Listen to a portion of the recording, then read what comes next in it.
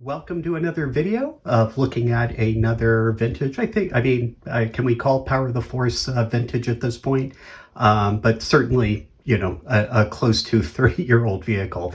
But we're going to take a look at this, and also a custom stand I ordered from eBay. Let's crack this open and take a look at it.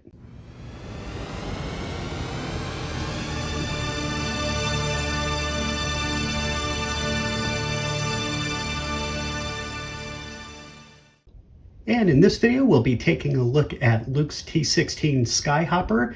It's basically the ship he played with when, ruminating about his existence on Tatooine in the first Star Wars movie.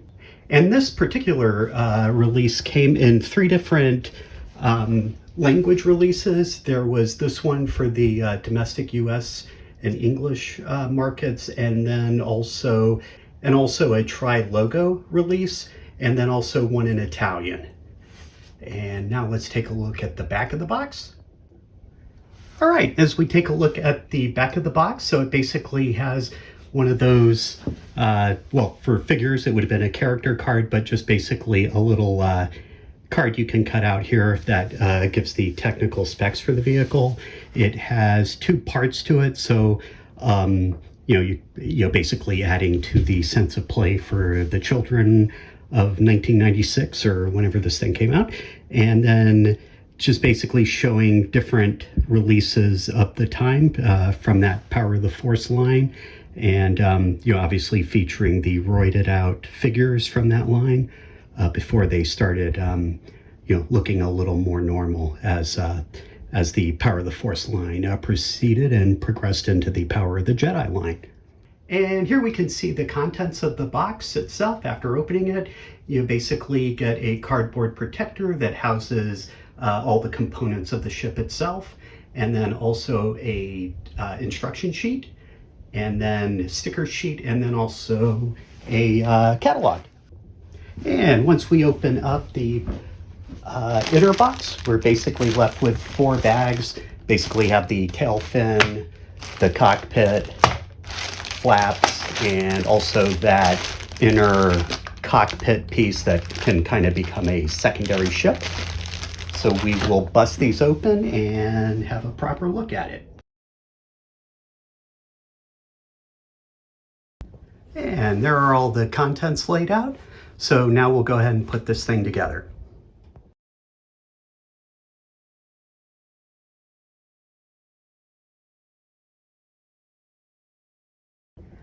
And just taking a quick second to say, so one cautionary thing about this, and as you could probably tell with how long it took me to get those wings on there, is you really have to force them on, and there's a little hesitation there in kind of breaking it, because this is obviously an almost 30-year-old toy. So fortunately it did not break. So let's continue with the build.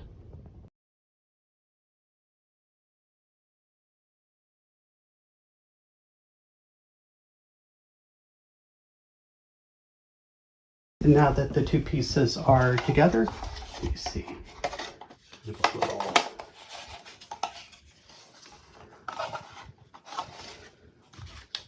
And that guy just slides right in like that. Then the uppers, or the stabilizer, sort of locks into there, as do these little wing pieces. And that is pretty much it.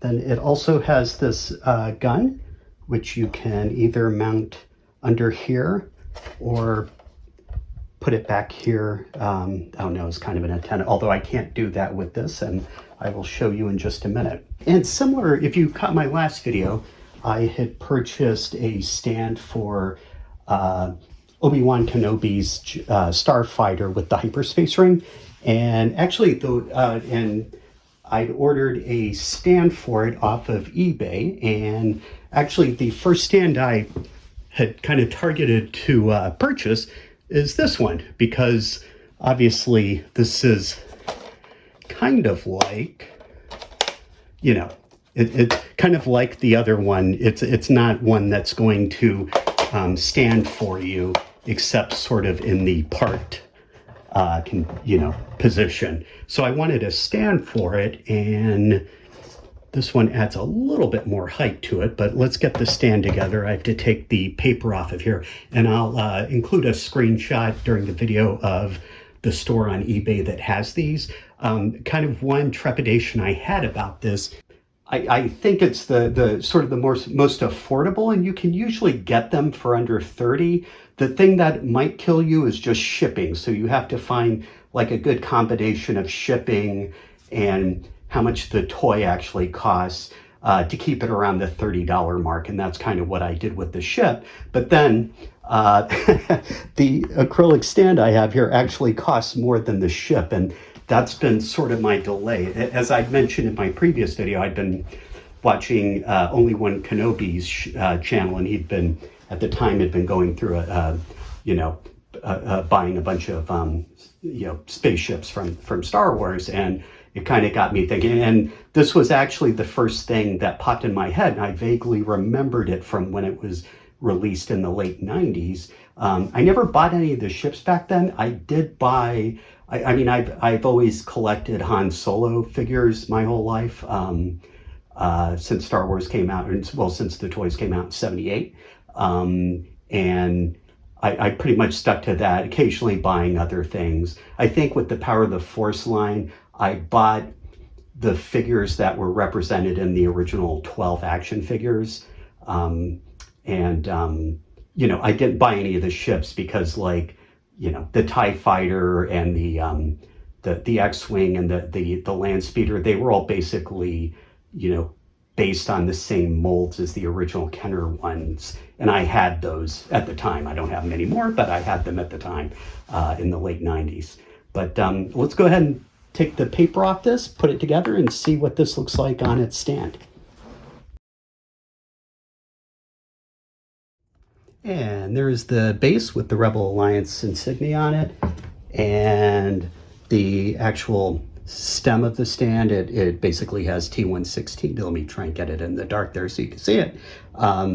The Incom Corporation created it, I guess, according to like Star Wars books that some people like to read. T-16 model number on it, and then it just basically slides into the pegs right there.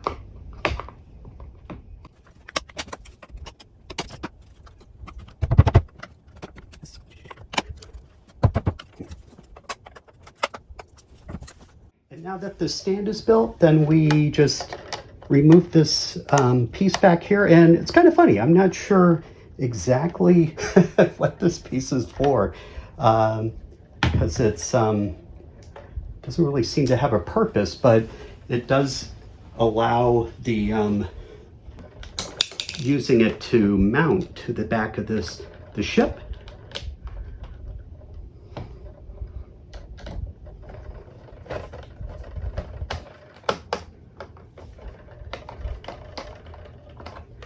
I don't think the directions make any notice of that. This came out pretty good. I wasn't going to apply the stickers, but realized without the stickers, it doesn't, I mean, it looked really plain, and, just looked like, it was missing something. Obviously doesn't have any weathering to speak of, and, the stickers give it a little detail.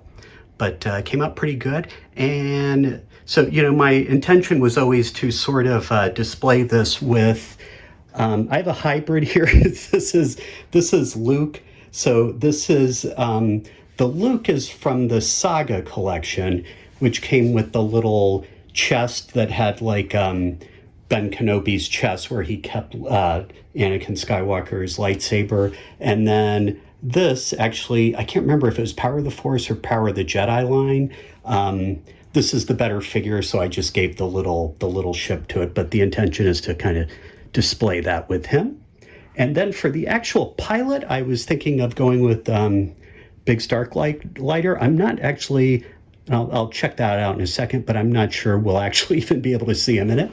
But All right, and here's Biggs in the cockpit, and it's kind of funny because I know this was originally made to go with the Power of the Force figures, and it's a really tight fit with Biggs there, which is from the 30th anniversary collection, which is a much more sort of nimble, flexible figure than those 90s monstrosities, and it was a tight fit getting him in there. So I guess good luck with whatever figure you put in there. And that is basically it. Kind of happily surprised by 30-year-old stickers that they still sort of worked. But let's, I'm going to move it over to the cabinet so that we can kind of get a scale comparison compared to some other ships that I have, just to give you, just an idea of how it ranks up there with some of the other fighters.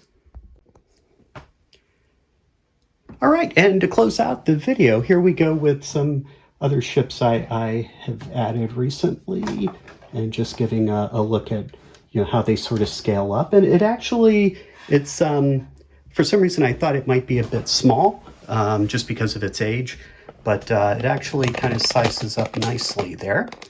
And I guess that's it for now.